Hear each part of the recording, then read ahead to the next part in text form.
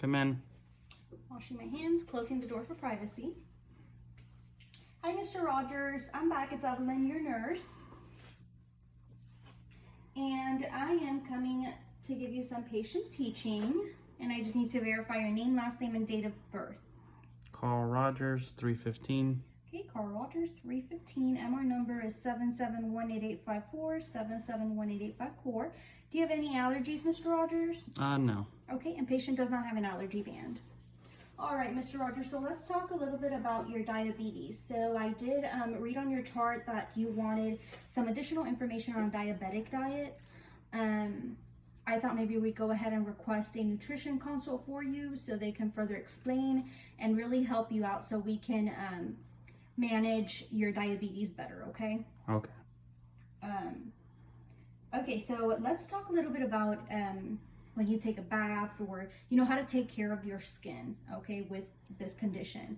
So just make sure when you take a shower, you are using like a mild soap. You're using water that's lukewarm, so no extreme temperatures. You don't want to do something that's really cold or really hot. And we can just test the water temperature with the back of your hand. It makes it a little bit easier. It's where we feel our skin is more sensitive to the heat or the cold, okay? Okay. Also, when you see that your skin is becoming really dry and maybe flaky, go ahead and use some moisturizing lotion. There's a lot of hydrating lotions out there that you can use to keep your skin from further breakdown. Also, try not to scratch your skin. So if you see it's getting maybe itchy or just really dry, do the moisturizer. It should definitely help with the itch as well. Okay, so what are you going to use in the shower? What kind of soap are you going to use? Mild moisturizing soap. Okay, and then what are you going to check before going into the water? The temperature, make sure it's lukewarm. I can use the back of my hand to check. Okay, great. And remember not to soak your feet, okay? So what that does is that it loosens up the skin, and we don't want to make the skin more vulnerable to, any bacteria or just further breakdown. So we're going to try to also, when you're washing your feet, just make sure you always dry between the toes to prevent that moisture from staying there. And again, bacteria and all that stuff can happen. We don't want further breakdown of the skin. So just make sure you pay attention to that, okay? Okay. All right, Mr. Rogers.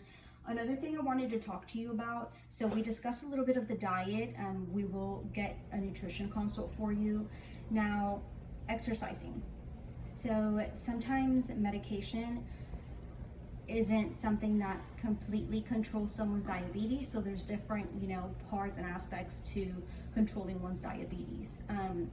Nutrition is very important, and then also exercise. So if we could come up with some kind of exercise plan, whether it's a walk 30 minutes a day or, just light exercise, little by little you can increase.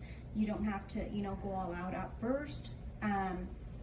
I know you were bowling and you were doing some walking, so that's good. I know with the heel ulcer it makes it a little bit difficult, but let's try to kind of have a plan, okay? So we can do this daily, whether it's 20 minutes, 30 minutes, you can increase as you go as well. But it's very important in order to have better control of your diabetes as well. Okay. Okay. Another thing I did want to mention, because of the dieting is very important. So a lot of the patients with diabetes are at an increased risk for having cardiovascular problems. So you can have atherosclerosis, which is just basically the thickening and hardening of the arteries. So we do want to be mindful of what we eat and the things we do, okay? It's not just, the insulin we administer. We want to have more of a balanced diet, exercise. We want to try it all, okay? Okay. Okay, so how long are you going to exercise for?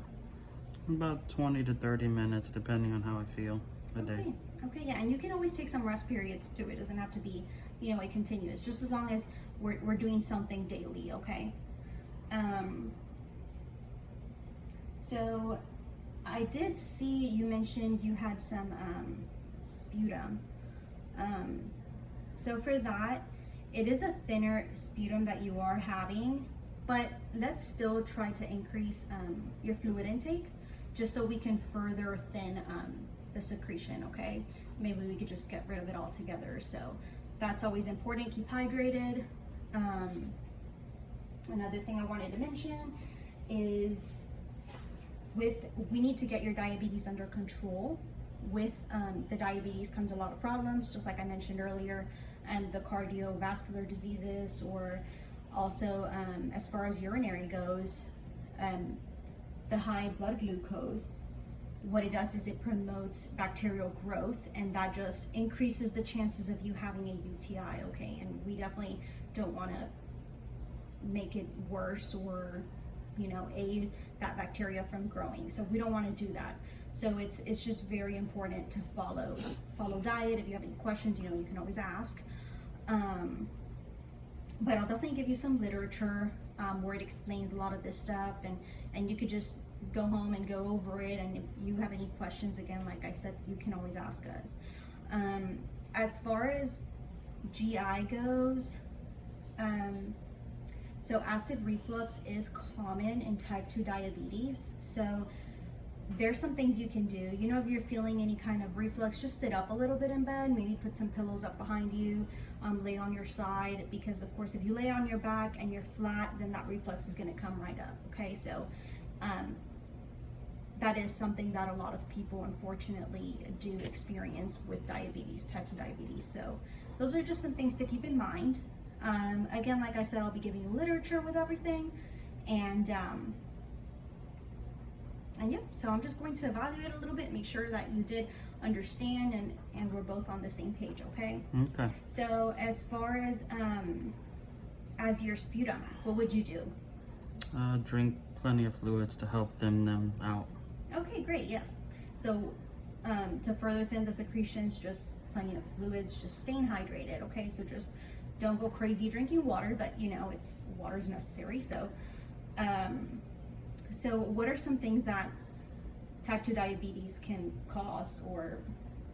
It can cause, you know, bacterial growth, increases the risk for UTIs, also increased cardiovascular disease chances of having that. Okay, yes, and that's very important. We don't want to have any other issues. The diabetes is something we just have to get under control, okay? And whether it's just, you know, it'll be a little bit of everything: medication, it'll be the diet, it'll be exercise, just the way to manage your health, just sticking to the plan. We just need to come up with a solution, okay? So you don't have those crazy levels like you mentioned you had for consecutive days. So other than that, Mr. Rogers, I don't think I have anything else for you. So do you have any questions for me? Nope, I think I'm good. Okay, so again, we're going to give you some literature before you go, just so you can go over and kind of get a better grasp of everything, okay? I know it's a lot, and I'm not trying to overwhelm you, so we'll go over some literature. If we need to go over again, we can go over it again. But if you have nothing else for me, then I'll go ahead and go. Nope, that's it. Okay, great. So I'm going to wash my hands. Okay, and your call light is in place. Hit the button if you need anything. The patient's needs have been met, so I'm putting the bed rails up. The bed is in the lowest position. I'm washing my hands and closing the door for privacy.